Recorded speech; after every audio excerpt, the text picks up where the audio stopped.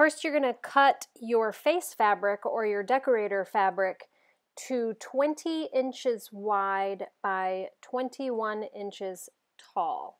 And you can use either a rotary cutter and a cutting mat or just measure, mark, and cut with your scissors. And you need to have two pieces exactly the same of your outside fabric. So you can double them up and cut them both at once, or cut them individually, whichever you prefer. It's obviously faster to stack your fabric and cut them together. And then you need to do the same for your lining fabric. Cut your lining fabric two pieces at 20 inches wide by 21 inches tall.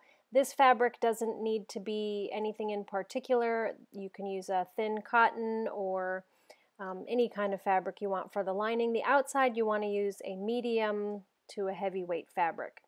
Then you're going to cut your straps.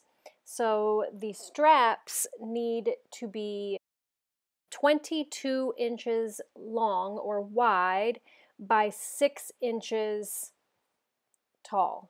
So 22 by 6 is what you want to cut your straps, and you need two of those. And the fabric for your straps, you can make those either a coordinating fabric or the same fabric as the outside of your bag. That's completely up to you. And the very last piece that you need to cut for this shopping bag project is the bottom base piece. And this is optional. You don't have to put this in the bottom of your bag, but I like it because it does make your bag more sturdy and it makes it stand up, and it also serves as a guide for folding the sides. And the bottom base piece needs to be cut 7 by 13. Okay, so now it's time to assemble this. So now we're going to sew the two pieces of the outside fabric together across the bottom of the bag. So make sure you have your right sides together, and then pin across the bottom and sew a 1/2 inch seam allowance.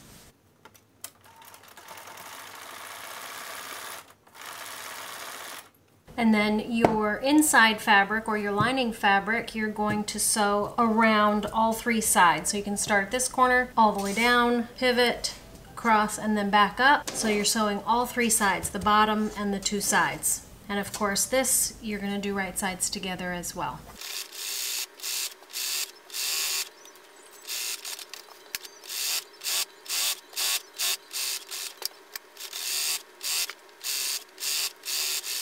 Okay, so here we are at my pressing table, and we're going to go ahead and press everything. We'll do all of our pressing at once. We're going to press open the seam here. And then the next thing we're going to do is, this is the bottom part that goes on the inside of the bag. You can either use a piece of fabric that you have and put some heat and bond on here and heat and bond this to the fabric, or you can use a fusible stabilizer, or you can just put this on here and then sew around just to give the bottom of your bag a little bit more stability, which will make your bag stand up on its own, and it also serves as a guide on these sides. So I'm going to use heat and bond because I have it. Okay, so the first thing that I do is I just lightly adhere my fabric to the heat and bond in order to be able to cut it out. So then I cut out the heat and bond to the exact size of my piece of fabric, and then I adhere it really well. So the heat and bond has a sticky side and a smooth side, and the sticky side is that side there that has the texture to it. I'm just giving it a really good press in order to create a good adhesion. Make sure that you let it cool off plenty before you separate it, otherwise the heat and bond won't adhere to the fabric. So then fold your piece in half to find the center. Line up that crease with the seam on the bottom of your bag and press that really well to adhere it to the bottom of your bag. So make sure you get a real good adhesion there. Set that aside and then move on to pressing the straps. So each of the two straps, you're going to fold it in half and press that.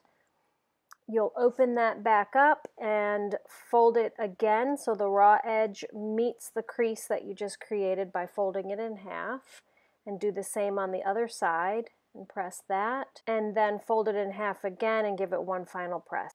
One thing that I skipped at the pressing table was you have to press a 1-inch hem at the top of the outside fabric as well as your lining fabric. See that 1-inch fold over at the top of the screen there, or at the top of my desk? You want to do that before you sew down both sides of your bag. So that's the next thing, is sew down both sides, top to bottom. And then the next thing is to sew diagonally across the two seams, the side seam and the bottom, to create the flat bottom in your bag. So you're going to open up your bag and match up the bottom seam with the side seam to create that corner angle that you see there. Just make sure that your seams are matching up at the top and the bottom. And then put a pin in that to hold it in place, and then you're going to sew straight across that bottom fabric, so diagonally across the bottom of your bag. I like to sew right at the edge of that bottom fabric. See how I'm sewing right on top of that bottom fabric? It makes it a little bit stronger.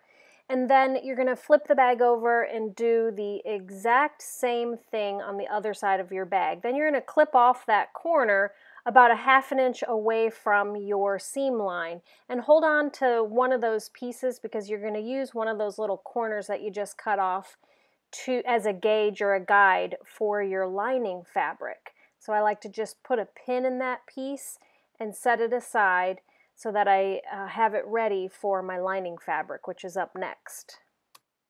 With the lining fabric wrong side out, you're going to create those corners the same way you did with the outside fabric. Take one of those little corner pieces that you cut off from your decorator fabric and lay that on the corner of your lining piece as a guide, and then sew a seam diagonally across the corners of the lining a 1/2 inch away from that little piece that you pinned on, so that it'll be the exact same size and angle as the outside of your bag. And then remove that little guide piece and go ahead and trim off that corner a 1/2 inch as well. Okay, now the straps. So I like to use my blind hem foot in order to create a nice straight 1/4 inch seam. So you'll sew the seam all the way around both of the straps. And then with your ruler, you'll want to measure 6 inches from the side on your lining, your bag lining, and mark that with a pencil so you can use that as a guide to pin on your straps. You'll want to go 6 inches from each side on the front and the back of your bag. You're going to pin on your straps onto the wrong side of your bag lining.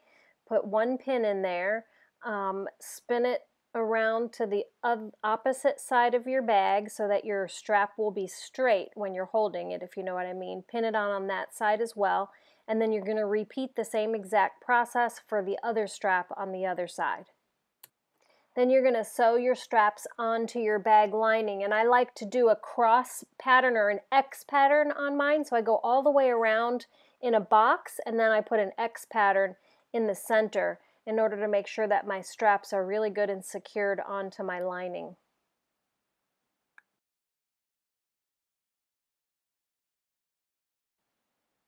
And that's what I mean by the X pattern and the box around it.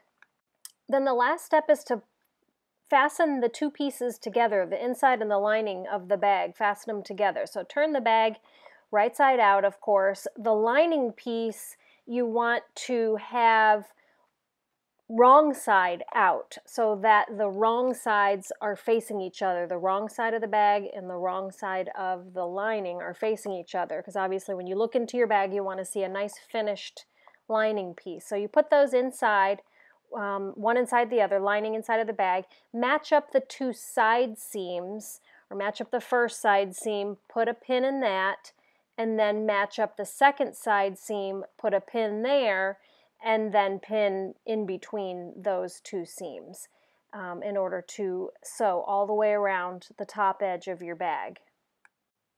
And you're going to sew a top stitch all the way around the top of your bag with a 1/4 inch seam allowance. And then I like to do a second top stitch 1/4 of an inch below that first one, just to make sure that it's nice and secure. My handles are nice and secure in the top of the bag, and it's not going to come apart. And I just like the way it looks. I think it looks nice to have two perfectly straight lines sewn around the top of my bag, and that's it. Then you can press those final seams and your bag is done. Enjoy it, and make sure you take a look at the next video I have up. It is on how to make an origami bag. I'm kind of on a bag kick right now, so click on that next video on how to make an origami bag. And thanks for watching, you guys. If you made it this far, wow, thanks so much. Like and subscribe. I'll see you on the next video.